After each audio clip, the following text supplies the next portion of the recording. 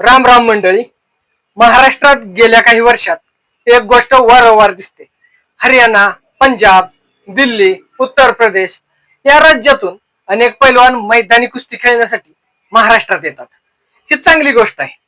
कुस्ती हा सगळ्या भारताचा खेळ आहे. जो ताकदीने आणि कौशल्याने जिंकेल तोच मैदानाचा विजेता ठरतो. पण इथे प्रश्न खेळाचा नाही तर किताबांच्या वापराचा आहे. मंडळी, बाहेरचा एखादा पैलवान महाराष्ट्रात आला की त्याच्या नावापुढे मोठमोठे किताब लावले जातात. हिंद केसरी, भारत केसरी, महान भारत केसरी, रुस्तमे हिंद वगैरे. सोशल मीडियावर पोस्ट, बॅनर, जाहिरातींमध्ये हे किताब ठळकपणे लिहिलेले असतात. सामान्य प्रेक्षकांना वाटतं की हा पैलवान राष्ट्रीय स्तरावर अनेक वेळा विजेता झालाय, अनेक वेळा भारत केसरी झालाय, हिंद केसरी झालाय. पण विचार करा, वर्षातून अधिकृत राष्ट्रीय किताब किती वेळा दिला जातो? प्रत्येक बाहेरून येणारा पैलवान हे सगळे किताब जिंकलेला असणं शक्य आहे का?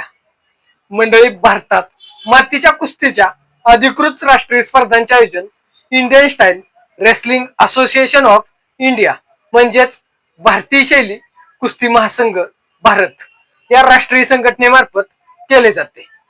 अधिकृत किताब हे त्यांच्या मान्यतेनेच दिले जातात.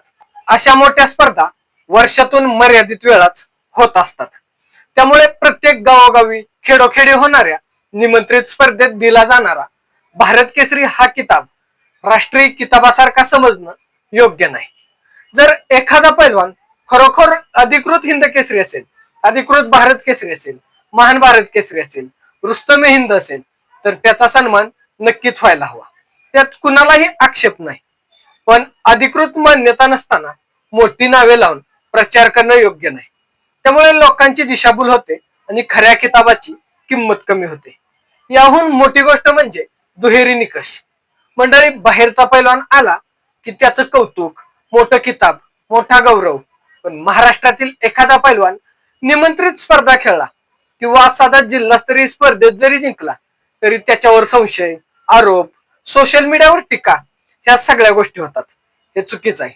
नियम असतील तर ते सगळ्यांसाठी सारखं असलं पाहिजेत. हे स्पष्ट आहे की हा प्रश्न बाहेरच्या पैलवानांच्या विरोधात नाही. ते चांगले असतील तर त्यांचा आदरच आहे. पण जे नाहीत ते दाखवणं चुकीचं आहे. मैदानात जिंकून किताब मिळवणं वेगळं आणि जाहिरातीसाठी किताब लावणं वेगळं. मंडळी, कुस्ती हा आपल्या मातीशी जोडलेला स्वाभिमानाचा खेळ आहे. यात प्रामाणिकपणा अत्यंत महत्वाचा आहे. जर एखादा किताब खाजगी स्पर्धेचा असेल तर तो तसाच लिहिला गेला पाहिजे. निमंत्रित स्पर्धेचा विजेता असं स्पष्ट सांगायला हवं. पण राष्ट्रीय किताबासारखे बसवू नये आणि महाराष्ट्रातील पैलवानांनाही तितकाच सन्मान द्यायला हवा. महाराष्ट्राला बाहेरच्यांचा हेवा नाही, पण मंडळी महाराष्ट्राला अन्यायही सुमान्य नाही. किताबांचा सन्मान व्हावा, पण खऱ्या अर्थानं व्हायला हवा. नाहीतर उद्या प्रत्येक मैदानात भारत केसरी, हिंद केसरी तयार होतील आणि त्या नावाची किंमत उरणार नाही. कुस्तीची प्रतिष्ठा टिकवायची असेल तर किताबांचा योग्य आणि प्रामाणिकपणे वापर होणं गरजेचं आहे. धन्यवाद.